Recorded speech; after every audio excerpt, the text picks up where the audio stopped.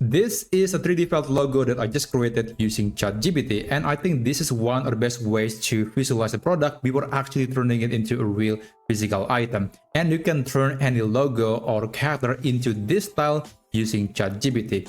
Let me show you how you can do it. So I'm going to close this and I'm going to open a new chat on ChatGPT. And for this example, I'll try to convert this McDonald's logo into the 3D felt style. Now I'm going to right click, copy, and after that I'm going to paste that into ChatGPT. You can also just click on this button and then select the file from your device.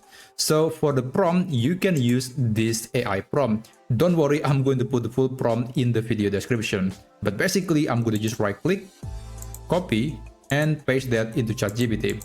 So it's really just copy and paste. Now I do recommend to click on this menu and then enable create an image, just to make sure that ChatGPT will immediately create a picture.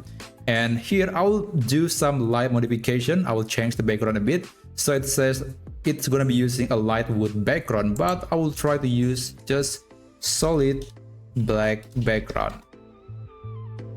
And there you go. You can also adjust the aspect ratio. ChatGPT supports square and vertical pictures, and you can change the context as well. In this case, I'm using the context where someone is holding the logo. And when you're done with the settings and the prompt, you can send the message to ChatGPT, and it will take about 1 minute or maybe even 2 minutes to turn that logo into the 3D felt design. And I'll be back with the result.